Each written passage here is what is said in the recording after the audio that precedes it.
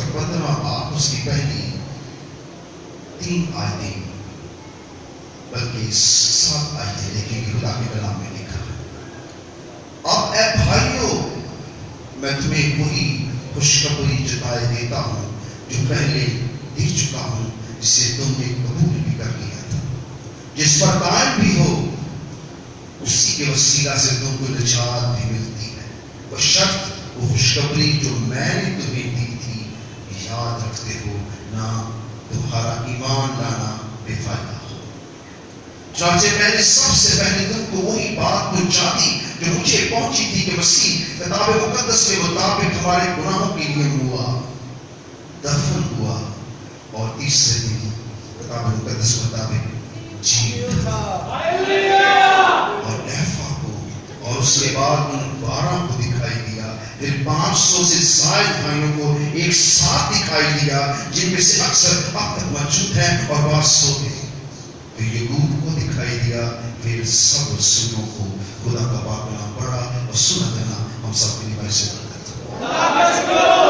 اس لوگ چاہتے ہیں کہ آج کے کلام سے میری آنکھیں کھل جائیں، وہ جان جائے کہ میں زمینی نہیں آسمانی، اور وہ جان جائے کہ جو میرا فدیہ ہے وہی آسمانی ہے، میرا فدیہ دیا گیا، مجھے خرید لیا گیا ہے، میں خدا کی ملکیت ہوں۔ کتنے لوگ چاہتے ہیں کہ آج یہ کلام یہ مکاشفہ مت کرنا چاہیے، بلند نعرے سے خدا کے کلام کی تعظیم، ہلیلویا، یسوع کے خون میں، یسوع نام میں، میں کہتا ہوں للکار کے بولیں گے یسوع کے خون میں، یسوع کے نام میں، مقدس ایک تعظیم آپ کے بیٹھ میں۔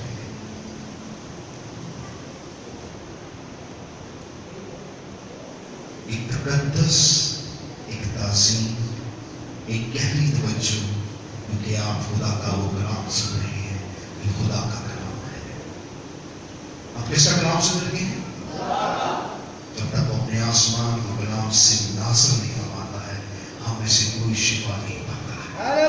ایمان سننے سے پیدا ہوتا ہے اور سننا مسیح کے کلام سے۔ آج عید قیامت المسیح کا وہ دن ہے جسے غم سے بھی منانے کو کہا گیا، بلکہ خوشی اور شادمانی کا دن ہے، کیونکہ اس نے ہمیں اپنی جان پر کھیل کر، اپنی جان کا دکھ پا کر، اس نے ہمیں دکھوں کے حوالے نہیں کیا بلکہ ہمیں اسے خوشخبری دی ہے۔ اس نے بھی کیا دی ہے؟ کیا دی ہے؟ کہ میرا کفارہ ہوا ہے، اور مسیح یسوع کے خون کے وسیلہ سے میرے گناہ کیا ہوئے ہیں؟ کیا ہوئے ہیں؟ کیا ہو گئے ہیں؟ اور میں کیا بن گیا ہوں؟ میں کیا ہو گیا ہوں؟ کئی بلند ہاتھوں سے اسی طرح سے میں کیا بن گیا ہوں؟ یہی اس کی سلیب کا جلال ہے، اس نے بدکار نسل کو راست باز بنا دیا، یہی خوشخبری ہے اور یہی اس کا سب سے بڑا کفارہ ہے۔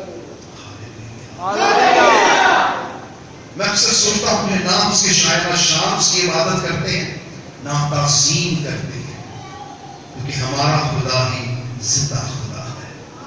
اس دن کے بعد آپ کے پلے بیٹھ گئی، آپ گیٹ سے اندر داخل ہوتے ہیں، مقدس اپنے ساتھ پائیں گے۔ یہاں خدا کا بندہ پالوس رسول کچھ کہہ رہا ہے، اب اے بھائی میں تمہیں وہی خوشخبری جتائے دیتا ہوں جو پہلے دے چکا ہوں، جسے تم نے قبول بھی کر لیا تھا اور جس پر قائم بھی ہو۔ اس نے اسے خوشخبری کہا ہے کہ یسوع صلیب پر مر گیا۔ یسوع صلیب پر کیا ہوا؟ اس نے کہا یہ کیا ہے؟ خوشخبری ہے۔ لوگ معلوم کر رہی ہیں، پوچھی پوچھی حرکتیں کر رہی ہیں، آپ کی کوئی راست بازی آپ کو نہیں بچا سکتی۔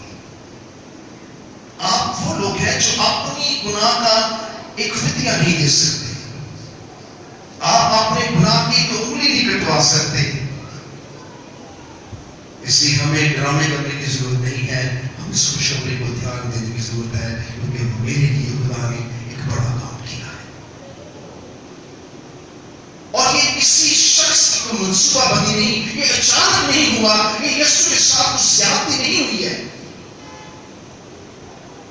بلکہ خدا نے اپنے بیٹے کو بھیجا اس مقصد کے لیے تھا تاکہ وہ تمام قوموں کا کفارہ دے، تمام امتوں کا کفارہ دے، ساری دنیا کے انسانوں کے لیے وہ کفارہ بنے اور سب کے گناہوں کو کیا دے؟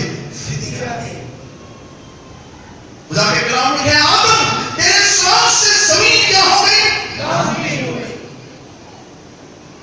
اس لعنت کو مٹانے کے لیے اس نے اپنے بیٹے کو بھیجا تھا تاکہ زمین کا گناہ اور زمین کی لعنت کو اٹھا دیا جائے۔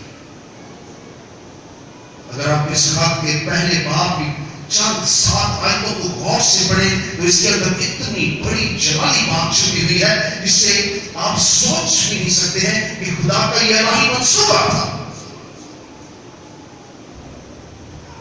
ہم تو غیر قومیں تھی، ہم تو بدکار نسل تھی، ہم گناہ میں لپٹی ہوئی قومیں تھی۔ اگر وہ اپنے بیٹے یسوع نہ بھیجتا تو آج ہم میں سے کوئی بھی خدا کے بائیں نہ ٹھہرتا، پر اس نے اپنے بیٹے کے وسیلہ سے ہم پر اپنے فضل کو ڈھیلا ہے۔ ہم میں سے کوئی بھی آج تک گناہ پر فتح نہیں پا سکا، پر پھر بھی ہمارے گناہوں کا کفارہ ہوا ہے۔ اگر بھائیوں میں تمہیں وہی خوشخبری جتائی دیتا ہوں جو پہلے دے چکا ہوں، جسے تم نے قبول بھی کر لیا تھا اور جس پر قائم بھی ہو، اسی کے وسیلہ سے تم کو نجات بھی ملتی ہے، بشرط وہ خوشخبری جو میں نے تمہیں دی تھی یاد رکھتے ہو، ورنہ تمہارا ایمان لانا بے فائدہ ہے۔ خوشخبری کو کیا کرنا ہے؟ یاد رکھنا ہے۔ خوشخبری کو کیا کرنا ہے؟ یاد رکھنا ہے۔ آپ کے ہاتھ کہاں ہے؟ خوشخبری کو کیا کرنا ہے؟ یاد رکھنا ہے۔ خوشخبری کو کیا کرنا ہے؟ یاد رکھنا ہے۔ اچھا تو جو چھوٹے ہاتھ ہیں وہ بھی ذرا بڑے کرتے ہیں، خوشخبری کو کیا کرنا ہے؟ یاد رکھنا ہے۔ یہ ایسی خوشخبری ہے جسے آپ سن کر اچھلنا شروع کر دیں گے کہ میرے لیے خدا نے اتنا بڑا کام کیا۔ ہمارے پاس صرف شکر گزاری کی عبادت ہے اور ہمارے پاس ایک بڑی خوشخبری ہے، ہم قوموں کو سنا سکتے ہیں، امتوں کو سنا سکتے ہیں، کیونکہ ایسی بڑی خوشخبری کائنات میں کسی کے پاس نہیں ہے۔ ایسا بڑا جلال، ایسی بڑی خوشخبری کہ یسوع نے موت پر فتح پائی ہے، کسی قوم، کسی قبیلہ، کسی امت کے پاس اتنی بڑی خوشخبری ہرگز نہیں ہے۔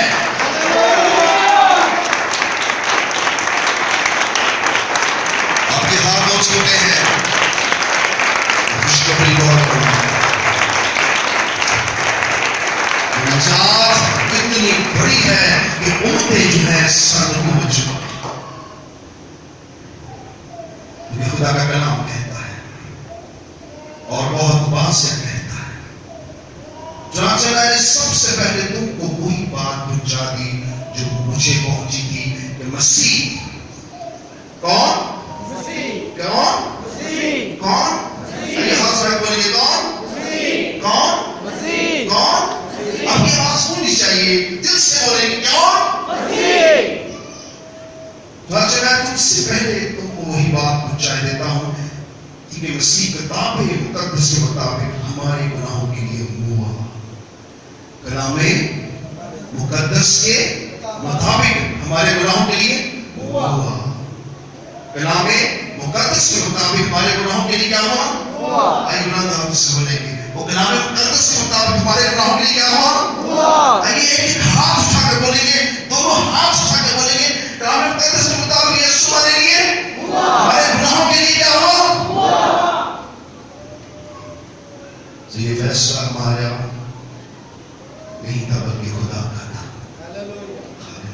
خدا چاہتا تھا کہ ہم بچائیں، خدا نسل انسانیت کو بچانا چاہتا تھا۔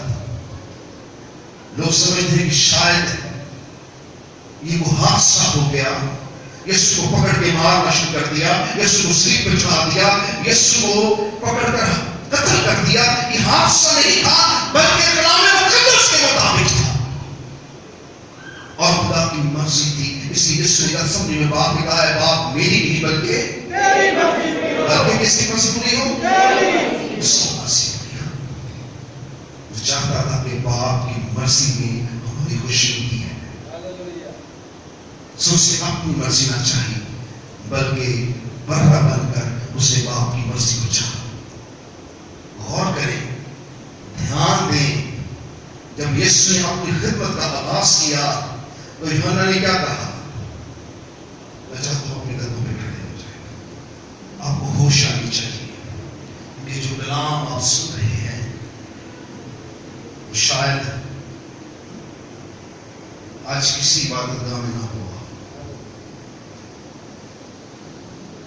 क्योंकि जो कलाम सुनते हैं, मैं को तैयारी करके नहीं आता, खुदा का रूह मुझसे बात करता है, मुझे सिखाता है, मुझे समझाता है, मुझे अपनी राहों पे ले चलता है और बताता है कि मेरा क्या मंसूबा है।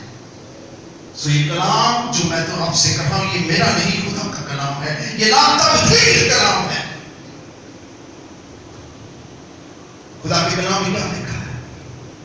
मसीह किताब मुकद्दस के मुताबिक हमारे गुनाहों के लिए क्या हुआ? हमारे गुनाहों के लिए क्या हुआ? हमारे गुनाहों के लिए क्या हुआ? हमारे गुनाहों के लिए उसने जान दी। किसके मुताबिक? कलामे मुकद्दस के मुताबिक। हम इससे कोई भी खुदा के कलाम के मुताबिक नहीं चलता, पर यीशु ने एक एक कदम खुदा की मर्जी के मुताबिक गुजारा। मैंने पूछा था कि यूहन्ना ने क्या कहा था? यीशु क्या? ये है खुदा का बर्रा जो दो जहां के गुनाह को बरकत देने का। ये है कलाम का सुनना। याद रखना। एक एक लफ्ज मैं बोलूंगा, अगर आप गौर करेंगे तो आपके गलों से चीखती आवाजों में सदारे बुलंद होंगी। यूहन्ना ने जब यीशु को पानी से निकलते देखा, खुदा का रूह जब यीशु पे ठहरा और वो पानी से निकलकर जाने लगा, तो वो चिल्ला कर बोलने लगा, वो है खुदा का बर्रा जो जहां के गुनाहों को उठा लिया।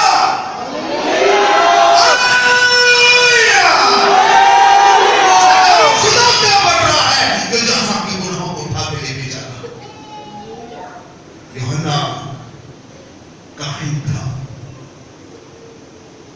यूहन्ना का बाप जकरिया था, और जकरिया काहिन था, और ये कहानत का काम उसका बाप करता था, और ये नस्ल दर नस्ल काहिन पैदा होते थे। यूहन्ना अस्तबागी जिसने यीशु को बपतिस्मा दिया, वो एक काहिन था। उसने यीशु पर हाथ रखकर कुर्बानी के लिए ऐलान कर दिया और कहा, ये खुदा का बर्रा है। किसका बर्रा है?